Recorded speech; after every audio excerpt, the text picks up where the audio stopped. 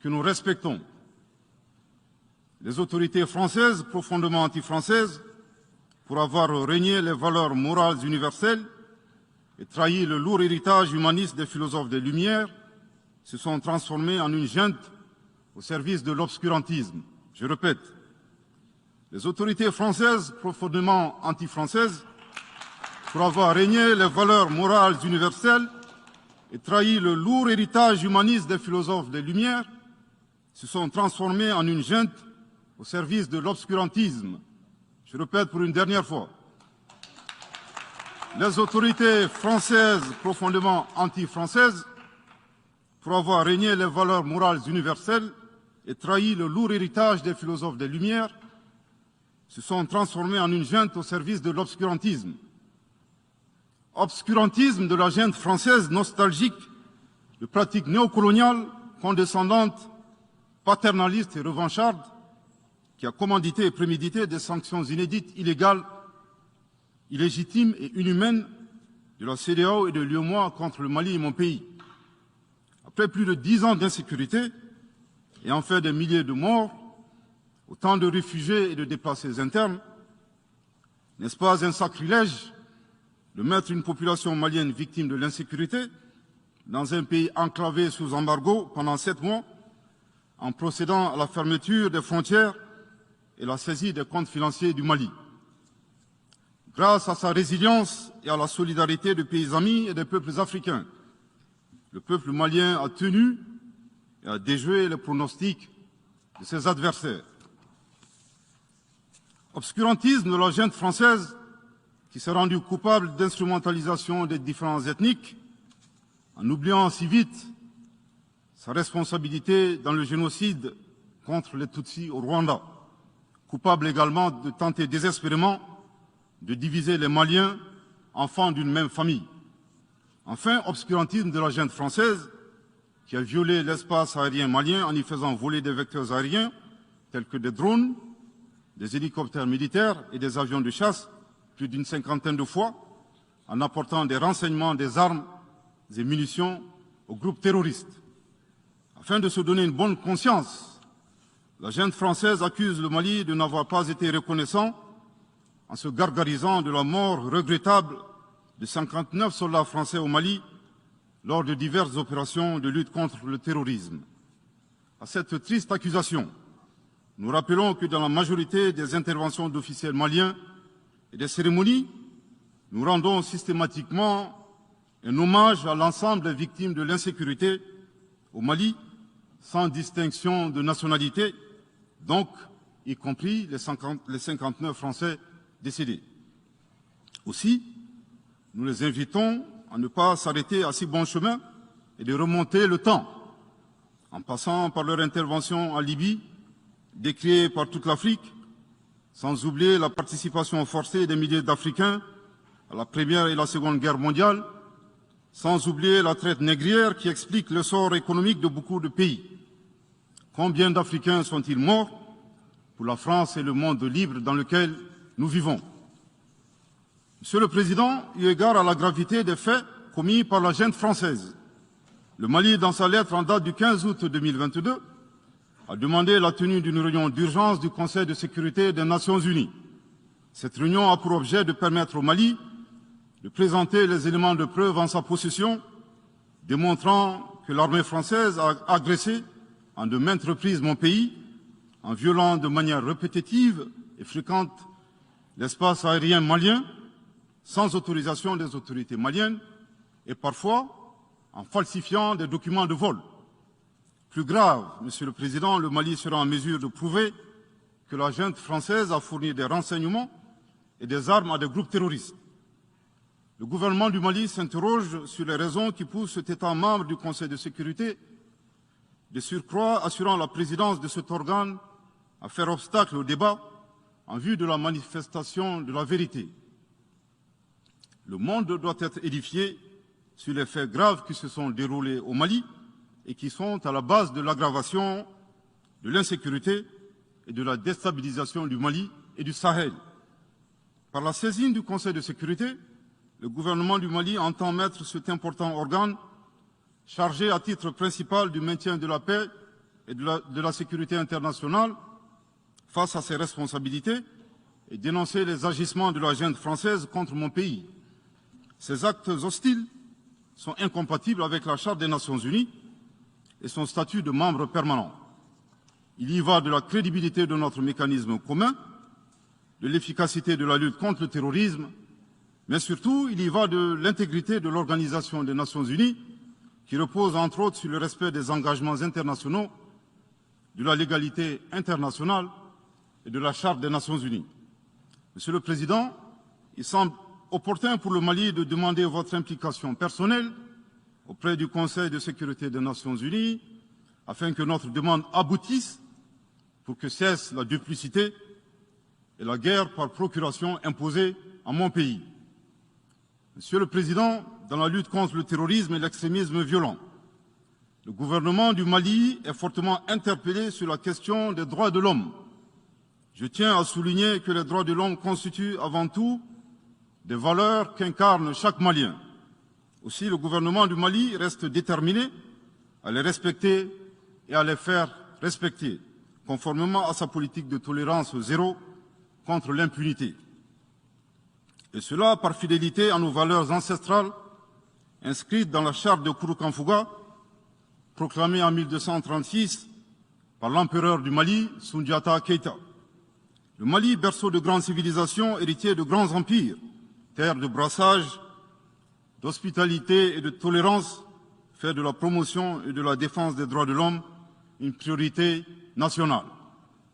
C'est pourquoi je réaffirme avec force que les opérations militaires des forces de défense et de sécurité du Mali sont conduites dans le strict respect des droits de l'homme et du droit international humanitaire. Cependant, comme je viens de le souligner, le gouvernement du Mali s'oppose avec véhémence à l'instrumentalisation de la question des droits de l'homme à des fins politiques, de positionnement, voire de chantage ou d'intimidation. De même, nous regrettons la sélectivité observée entre les droits des populations dont des villages entiers sont massacrés et rasés, qui ne suscitent presque pas d'indignation particulière, et la manipulation communicationnelle faisant passer des terroristes neutralisés sur le champ de bataille pour des civils innocents. Monsieur le Président, pour terminer, je dirais que le peuple malien a décidé de prendre son destin en main.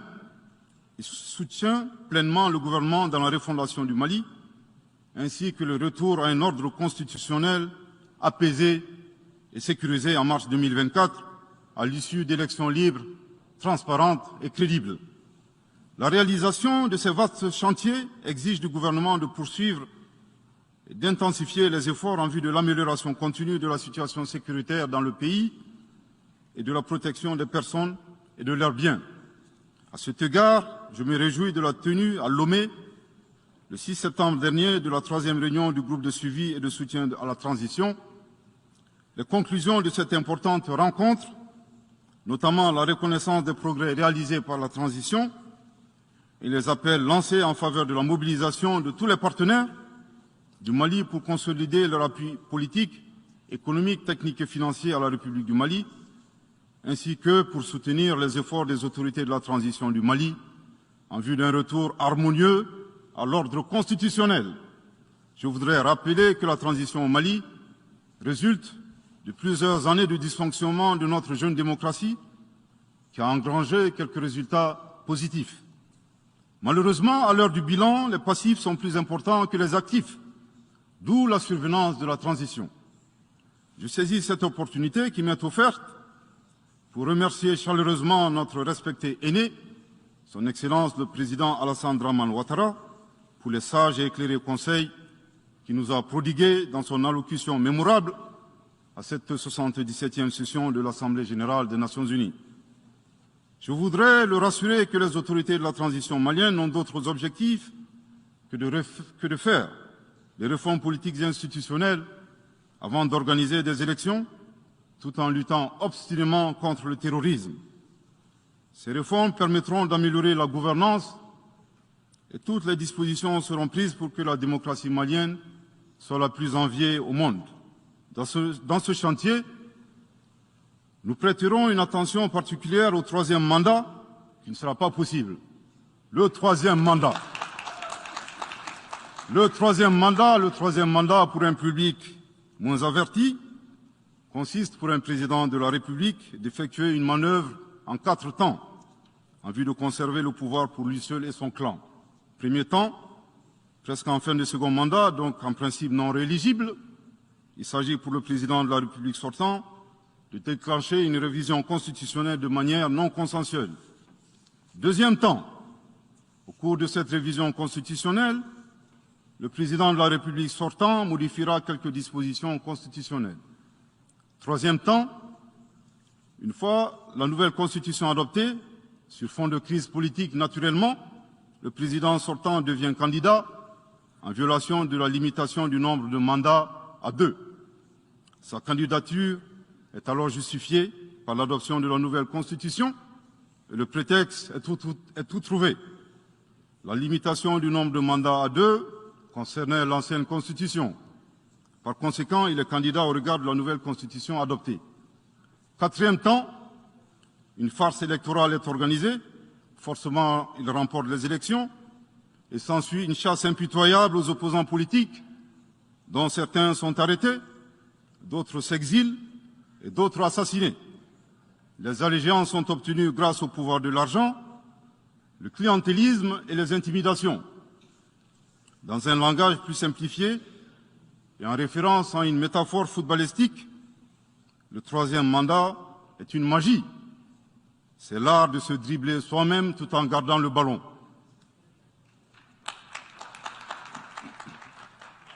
Excellence, Monsieur le Président Ouattara, vos conseils nous rappellent la triste histoire du chameau qui se moque de la bosse du dromadaire.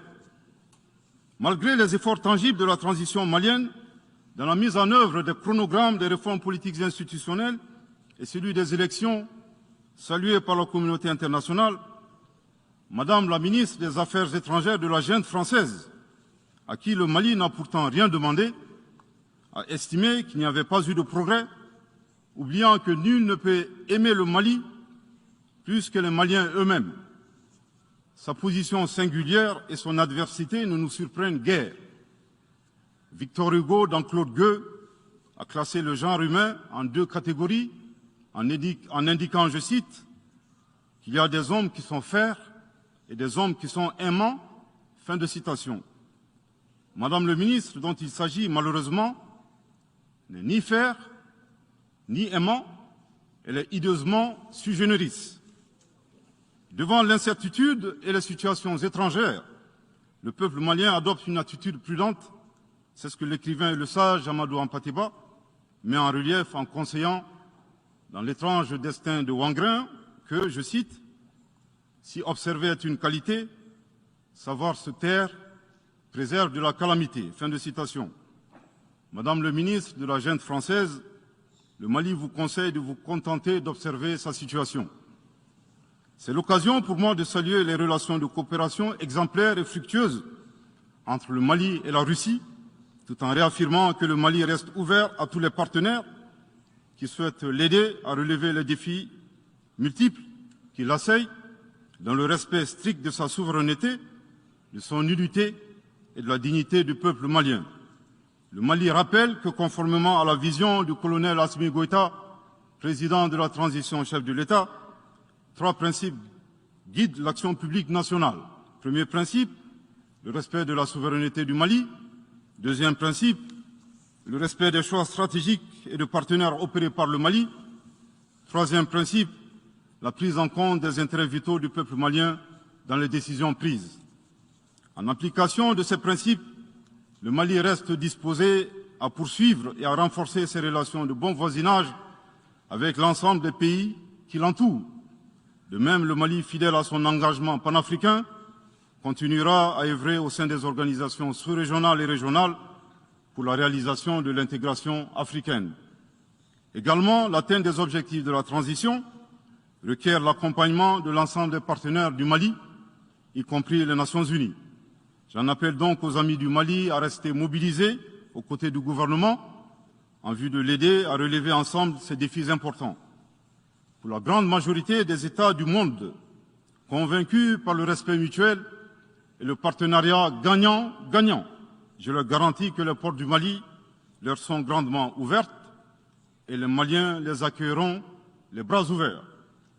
Pour la minorité qui serait tentée de ne pas respecter ces principes, nous leur promettons qu'ils feront face à des millions de Assimi Goïta, soucieux de défendre leur honneur, leur dignité et leurs intérêts vitaux. Je terminerai en donnant 2 conseils aux nostalgiques de la domination. Ayez le sens de l'empathie en traitant les autres comme vous voudrez être traités ou en ne faisant pas aux autres ce que vous ne voudrez pas qu'on vous fasse. Le second conseil, revoyez vos copies, revoyez vos modèles, revoyez vos logiciels pour intégrer le changement de mentalité et l'évolution du monde dans vos grilles de lecture et d'analyse. Sortez du passé colonial et entendez la colère, la frustration, le rejet qui remonte des villes et campagnes africaines, des populations africaines, et comprenez que ce mouvement est inexorable. Grâce au principe de la multiplication fractale, vos intimidations et vos actions subversives n'ont fait que grossir le rang des Africains soucieux de préserver leur dignité. S'il n'était qu'une centaine aux indépendances, aujourd'hui nous sommes des millions, et demain, tant que les paradigmes inégalitaires demeureront, nous serons des milliards. Le Mali et son peuple ne seront pas des spectateurs face aux assauts et l'adversité. Pour chaque mot employé de travers, nous réagirons par réciprocité. Pour chaque balle tirée contre nous, nous réagirons par réciprocité. C'est à ce prix qu'une nouvelle ère sera une réalité avec des solutions porteuses de changement pour relever des défis interdépendants, avec des États interdépendants et en valorisant l'homme sans distinction aucune, notamment de race, de couleur, de sexe, de langue, de religion, d'opinion politique ou de toute autre opinion, d'origine nationale ou sociale, de propriété, de naissance ou de toute autre situation telle que stipulée à l'article 2 de la Déclaration universelle des droits de l'homme. Que Dieu bénisse le Mali et préserve les Maliens des forces obscurantistes et destructrices du monde. Que Dieu bénisse l'Afrique et préserve les Africains des forces obscurantistes et destructrices du monde. Que Dieu bénisse le monde et préserve l'humanité entière des forces obscurantistes et destructrices du monde. Je vous remercie de votre très aimable attention.